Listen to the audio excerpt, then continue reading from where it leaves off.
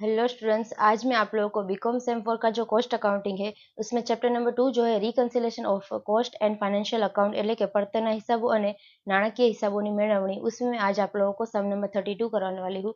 तो यहाँ पे इस सम में आप लोगों को ऐसा बोला गया है कि तो following is trading and balance sheet accounts of Morley limited for the year ended on 31 March 2025।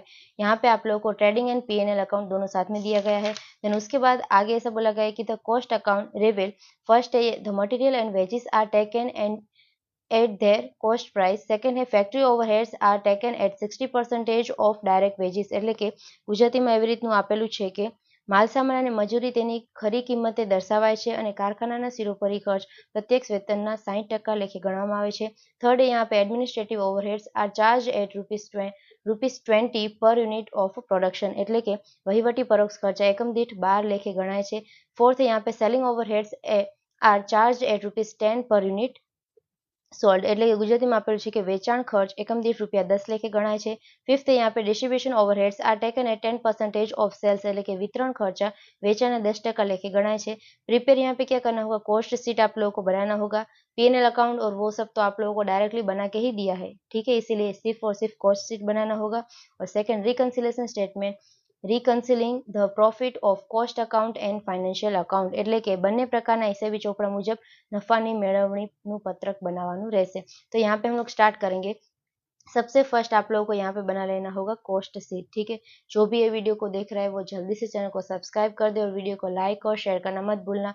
और हाँ, अगर आप लोगों को कॉस्ट अकाउंट, बिजनेस अकाउंट या टैक्सेशन में कोई भी चैप्टर में कोई भी समय डाउट है तो ऑलरेडी मेरे चैनल की मेंबरशिप में मैंने सभी सम्स के सॉल्यूशन प्रोवाइड कर दिए हैं. तो उसके ज़रिए आप लोग ज़्यादा से ज़्यादा ट्राई कर सकते हो और सीख भी सकते हो. तो यहाँ पे आप लोगों को सबसे फर्स्ट इस तरह से पीएनएल अकाउंट और ट्रेडिंग अकाउंट दोनों दे दिया गया है, ठीक है. तो फाइनल आप लोगों को क्या करना होगा, कॉस्ट शीट बनाना होगा. तो कॉस्ट शीट में सबसे फर्स्ट क्या आता है, तो आता है यहाँ पे मटेरियल એટલે કે આવશે माल सामान. तो यहाँ पे हम लोग देखेंगे मटेरियल के लिए क्या क्या इन्फॉर्मेशन है. तो यहाँ पे दिया गया कि opening stock of raw material कितना है, ₹58,000. तो आप लोगों को यहाँ पे लिखना होगा ओपनिंग स्टॉक कितना है, ₹58,000. देन उसके बाद आगे यहाँ पे दिया गया परचेस ऑफ रॉ मटेरियल कितना है, 3,74,000. तो परचेस जो हुआ है वो यहाँ पे प्लस हो जाएगा 3,74,000. देन उसके बाद यहाँ पे डायरेक्ट वेजिस दिया गया है, वो तो हम लोग अलग से लिखते हैं सेकंड नंबर का वेजिस. देन उसके बाद आगे यहाँ पे फैक्ट्री ओवरहेड्स और वो सब दिया गया है. यहाँ पे हम लोग देखेंगे क्लोजिंग स्टॉक में. तो क्लोजिंग स्टॉक में मटेरियल दिया गया है, ठीक है, कितना है, ₹8,000. तो वो अभी हम लोग लेस कर देंगे, माइनस क्लोजिंग स्टॉक कितना है, ₹8,000. देन उसके बाद यहाँ पे फाइनल आंसर आप लोगों को 3,60,000 का मिल जाएगा. और वेजिस, तो वेजिस में कितना लिखा हुआ है, 5,96,000. तो हम लोग लिख देंगे 5,96,000. देन उसके बाद आगे यहाँ पे क्लोजिंग स्टॉक में डायरेक्ट वेजेस भी है, कितना है, 11,000. तो हम लोग माइनस करेंगे क्लोजिंग स्टॉक ₹11,000 का. तो फाइनल आप लोगों को 5,85,000 का आंसर मिल जाएगा. तो अभी आप लोगों को टोटल करना होगा तो 9,45,000 का आंसर मिल जाएगा, ठीक है. देन उसके बाद हम लोग क्या करते हैं, इसमें प्लस फैक्ट्री ओवरहेड्स प्लस कर देते हैं. तो फैक्ट्री ओवरहेड्स के लिए यहाँ पे क्या दिया गया है, तो factory overheads are taken at 60% of direct wages. तो डायरेक्ट वेजेस कितने आए, तो 5,85,000 आए. तो आप लोगों को 5,85,000 का 60% निकालना होगा, ठीक है. तो आंसर क्या आएगा, 3,51,000 आंसर आएगा. फिर उसके बाद फाइनल आप लोगों को टोटल करना होगा. तो यहाँ पे 12,96,000 का आंसर मिल जाएगा. देन उसके बाद प्लस कर देना होगा एडमिनिस्ट्रेटिव ओवरहेड्स, ठीक है, એટલે કે ગુજરાતીમાં થશે વહીવટી ખર્ચાઓ. તો उसके लिए यहाँ पे क्या दिया गया है, तो administrative overheads are charge at ₹12 per unit of production. यानी कि जितना भी प्रोडक्शन है उसका ₹12 चार्ज करना है. तो आप लोगों को ये क्वेश्चन होगा कि प्रोडक्शन यहाँ पे कितना है, तो वो प्रोडक्शन किस तरह से आप लोगों को निकालना होगा. तो यहाँ पे सेल्स कितना है, 7,600 है वो, और प्लस क्या कर देना होगा, तो यहाँ पे क्लोजिंग स्टॉक कितना है, 1,400. तो इन दोनों का प्लस करना होगा तो वो आप लोगों को प्रोडक्शन मिल जाएगा. तो प्रोडक्शन यहाँ पे आएगा ₹9,000. देन उसके बाद यहाँ पे अमाउंट आप लोगों को मिल जाएगी 1,08,000. वो आप लोगों को प्लस कर देना होगा तो 14,04,000 का आंसर मिल जाएगा, ठीक है. देन उसके बाद इसमें से हम लोग माइनस करते हैं closing stock of finish goods એટલે કે तैयार माल आखिर स्टॉक, तो वो किस तरह से आप लोगों को निकालना होगा, तो जितना भी आंसर आए 14,04,000 इसको मल्टीप्लाई करना होगा। क्लोजिंग स्टॉक के यूनिट्स कितने हैं, तो 1400 है, तो हम लोग मल्टीप्लाई करेंगे 1400 के साथ डिवाइडेड बाय, अभी यहाँ पे नीचे आप लोगों को कौन से लिखने होंगे, प्रोडक्शन के यूनिट्स कितने हैं 9000, तो डिवाइडेड बाय 9000 इस तरह से लिखना होगा। तो फाइनल आप लोगों को कितना आंसर मिलेगा, 2,18,400 मिल जाएगा। और यहाँ पे ये जो क्लोजिंग स्टॉक है वो माइनस हो जाता है, ठीक है, तो इन दोनों का आप लोगों को माइनस कर देना होगा, तो फाइनल 11,85,600 का आंसर मिल जाएगा, ठीक है। देन उसके बाद इसमें हम लोग प्लस क्या करेंगे, सेलिंग एंड डिस्ट्रीब्यूशन एक्सपेंसेस। तो सेलिंग एंड डिस्ट्रीब्यूशन एक्सपेंसेस में क्या बोला गया है, तो charge at ₹10 per unit sold, जितना भी सोल्ड हुआ उसका ₹10 चार्ज करना है। तो यहाँ पे सोल्ड कितना हुआ, 1600 यूनिट्स, तो हम लोग यहाँ पे लिखेंगे 1600, उसको मल्टीप्लाई करेंगे 10 के साथ, तो आप लोगों को 76,000 का आंसर मिल जाएगा।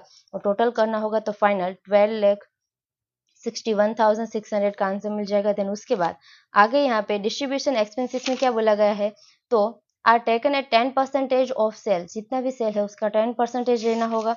तो सेल यहाँ पे कितना है 18,24,000, इसका 10% यानी कि 1,82,400 हो जाएगा।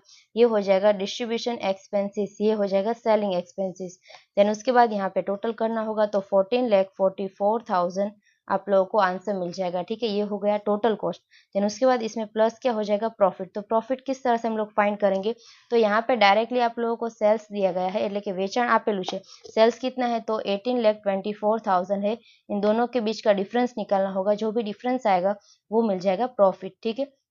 तो यहाँ पे आंसर कितना आएगा, 3,80,000 का आंसर आएगा, तो ये हो गया यहाँ पे प्रॉफिट। इसी तरह से आप लोगों को यहाँ पे प्रॉफिट फाइंड करना होगा। देन उसके बाद आगे आप लोगों को यहाँ पे क्या करना होगा, तो वर्किंग फॉर रिकंसिलेशन स्टेटमेंट, तो यानी कि रिकंसिलेशन स्टेटमेंट के लिए यहाँ पे वर्किंग करनी होगी, उसमें आएगा particulars, cost account, financial account और इफेक्ट ऑन प्रॉफिट। तो यहाँ पे हम लोग देखेंगे सबसे फर्स्ट जो ओपनिंग स्टॉक था वो तो हम लोगों ने सेम लिया था, रॉ मटेरियल का परचेज भी हम लोगों ने सेम ही लिया था, उसके बाद डायरेक्ट वेजेस भी हमारा सेम ही आया था, ठीक है, यहाँ पे क्लोजिंग स्टॉक के साथ। देन उसके बाद यहाँ पे दिया गया फैक्ट्री ओवरहेड्स, तो फैक्ट्री ओवरहेड्स यहाँ पे कितना है 3,81,500, और यहाँ पे हम लोगों ने कितना लिया था 3,51,000, तो इन दोनों के बीच में डिफरेंस है, तो हम लोग यहाँ पे क्या लिखेंगे, फैक्ट्री ओवरहेड्स कॉस्ट अकाउंट में कितना है तो 3,51,000 है, और फाइनेंशियल अकाउंट में आप लोगों को कितना दिया गया है तो 3,81,500, ठीक है। अभी यहाँ पे क्या हुआ है तो फाइनेंशियल अकाउंट में एक्सपेंस हमारा ज्यादा हुआ है, तो ऑलरेडी प्रॉफिट हमारा क्या हुआ होगा, कम हुआ होगा, तो हम लोग यहाँ पे लिख देंगे, तो अमाउंट कितना आएगा 23,900 आ जाएगा, ठीक है। इसमें आप लोगों को क्या करना होगा, ये जो फैक्ट्री ओवरहेड्स हम लोग लेते हैं उसमें डायरेक्टली ये जो 3,81,500 हम लोगों ने जो लिखा है उसमें से डायरेक्ट आप लोगों को माइनस करना होगा इसका क्लोजिंग स्टॉक यानी कि 6600, ठीक है। इस तरह से माइनस करने के बाद यहाँ पे अमाउंट लिखना होगा, तो हम लोग यहाँ पे करेंगे 3,81,500 माइनस 6600, तो आंसर आएगा 3,74,900, ठीक है, माइनस 3,51,000, तो आंसर कितना आएगा 23,900, ठीक है। तो ये आप लोगों को यहाँ पे माइनस कर देना होगा, क्यों, क्योंकि यहाँ पे फाइनेंशियल अकाउंट में हमारा एक्सपेंस ज्यादा है तो प्रॉफिट क्या हुआ होगा, कम हुआ होगा, इसीलिए। देन उसके बाद सेकंड हम लोग देखेंगे तो ग्रॉस प्रॉफिट तो इसमें आता ही नहीं है, सेल्स तो सेम ही है दोनों में, क्लोजिंग स्टॉक भी सेम ही है, मगर यहाँ पे by closing stock of raw material 64,000 वो तो हम लोगों ने सेम ही लिया था, मगर ये जो फिनिश गुड्स का है क्लोजिंग स्टॉक जो है वो डिफरेंस आएगा, ठीक है। तो फाइनेंशियल अकाउंट में कितना दिया गया है वो हम लोग लिख देंगे 2,35,200 का दिया गया है, और कॉस्ट अकाउंट में हम लोगों ने कितना निकाला था तो यहाँ पे आएगा 2,18,400। अभी क्लोजिंग स्टॉक में क्या हुआ है, यहाँ पे ज्यादा है हमारा क्लोजिंग स्टॉक, यानी कि प्रॉफिट हमारा क्या हुआ होगा, ऑलरेडी ज्यादा ही हुआ होगा, तो हम लोग यहाँ पे प्लस कर देंगे क्लोजिंग स्टॉक का, और यहाँ पे अमाउंट आप लोगों को मिलेगी 16,800, ठीक है, यहाँ पे हम लोग लिख देंगे क्लोजिंग स्टॉक। देन उसके बाद आगे हम लोग थर्ड नंबर का देखेंगे, तो यहाँ पे ट्रेडिंग अकाउंट का पूरा हम लोगों ने ले लिया है। अभी एडमिनिस्ट्रेटिव ओवरहेड्स कितना है 2,45,000, तो एडमिनिस्ट्रेटिव ओवरहेड्स 2,45,000, और आगे यहाँ पे कॉस्ट शीट में कितना दिया गया है तो वो हम लोग देखेंगे, तो एडमिनिस्ट्रेटिव ओवरहेड्स कितना है 1,08,000 का है, ठीक है। इन दोनों के बीच में डिफरेंस है, ये अमाउंट क्या है ज्यादा, यानी कि एक्सपेंस हमारा ज्यादा है, ज्यादा हुआ है तो प्रॉफिट हमारा क्या हुआ होगा, कम हुआ होगा, तो हम लोग यहाँ पे लिख देंगे 1,37,000, इन दोनों के बीच का डिफरेंस आएगा। देन उसके बाद आगे फोर्थ नंबर का, तो यहाँ पे दिया गया है सेलिंग ओवरहेड्स 2 लाख रुपीज, ठीक है, तो हम लोग लिखेंगे सेलिंग ओवरहेड्स कितना दिया गया है फाइनेंशियल अकाउंट में दिया गया है 2 लाख और कॉस्ट शीट में हमारा कितना आया था तो 76,000 ही आया था। तो इन दोनों के बीच में डिफरेंस है। यहाँ पे क्या हुआ, हमारा एक्सपेंस ज़्यादा हुआ है तो प्रॉफिट हमारा क्या हुआ होगा, कम हुआ होगा। और डिफरेंस कितना आएगा 1,24,000। तो यहाँ पे हो जाएगा -1,24,000। देन उसके बाद 5th नंबर की इन्फॉर्मेशन यहाँ पे दिया गया है डिस्ट्रीब्यूशन ओवरहेड्स। तो हम लोग लिख देंगे डिस्ट्रीब्यूशन ओवरहेड्स। कॉस्ट शीट में हमारा कितना आया था तो 1 लाख, यहाँ पे आया था हमारा 1,82,400। ठीक है, तो हम लोग लिख देंगे 1,82,400 और फाइनेंशियल अकाउंट में दिया गया है 1,28,000। यहाँ पे कम दिया हुआ है यानी कि एक्सपेंस हमारा कम हुआ है तो प्रॉफिट ऑलरेडी क्या हुआ होगा, ज्यादा हुआ होगा। ठीक है, तो हम लोग यहाँ पे क्या कर देंगे, प्लस कर देंगे और डिफरेंस आएगा 54,400 का और ये क्या हो जाएगा, प्लस हो जाएगा। देन उसके बाद आगे यहाँ पे प्रिलिमिनरी एक्सपेंसेस रिटर्न ऑफ दिए गए हैं तो वो भी यहाँ पे हम लोग लिखेंगे प्रिलिमिनरी एक्सपेंसेस। अभी ये जो होता है वो सिर्फ और सिर्फ फाइनेंशियल अकाउंट में होता है, कॉस्ट अकाउंट में नहीं होता है। ठीक है, तो यहाँ पे हम लोग अमाउंट लिख देंगे 10,000। तो अभी यहाँ पे कोई भी हमारा एक्सपेंस नहीं है और यहाँ पे एक्सपेंस है तो हमारा प्रॉफिट क्या हुआ होगा, कम हुआ होगा, इसीलिए 10,000 माइनस हो जाएगा। देन उसके बाद डिबेंचर डिस्काउंट रिटर्न ऑफ, तो 7th में हम लोग लिखेंगे डिबेंचर डिस्काउंट रिटर्न ऑफ। तो इसमें भी सेम इसी तरह से आएगा ₹3,000 और यहाँ पे भी क्या हो जाएगा, माइनस हो जाएगा। देन उसके बाद पेनल्टी पेड दिया गया है लेकिन पेनल्टी चुकवी कितना है 4,300। तो इसमें भी क्या हो जाएगा, माइनस हो जाएगा 4,300। देन उसके बाद नेट प्रॉफिट दिया गया है तो वो अभी हम लोग नहीं लेंगे। देन उसके बाद ग्रोस प्रॉफिट है यहाँ पे और उसके बाद क्या दिया गया है, बाय रेंट रिसीव्ड। तो रेंट यहाँ पे मिला है तो हम लोग क्या लिखेंगे, रेंट रिसीव्ड और अमाउंट कितना आएगा ₹6,000। तो अभी यहाँ पे क्या है, रेंट रिसीव्ड हुआ यानी कि इनकम हमारी बढ़ी है और यहाँ पे तो कुछ भी नहीं है तो हम लोग क्या करेंगे, ये प्लस हो जाएगा 6,000 रुपीज का, हमारी इनकम बढ़ी है इसीलिए। देन उसके बाद बाय डिविडेंड इनकम, ये क्या है, हमारी डिविडेंड की इनकम है। ठीक है, तो इनकम जो होती है वो हमारे यहाँ पे बढ़ी है। कॉस्ट अकाउंट में कुछ भी नहीं है और फाइनेंशियल अकाउंट में कितने हैं, ₹5,000। तो ये यहाँ पे प्रॉफिट में इंक्रीजमेंट हुआ है यानी कि प्रॉफिट में बढ़ोतरी हुई है, हम लोग प्लस कर देंगे ₹5,000। ठीक है, इसी तरह से आप लोगों को करना है। देन उसके बाद फाइनल आप लोगों को क्या करना होगा, तो statement showing reconciliation of profit बनाना होगा।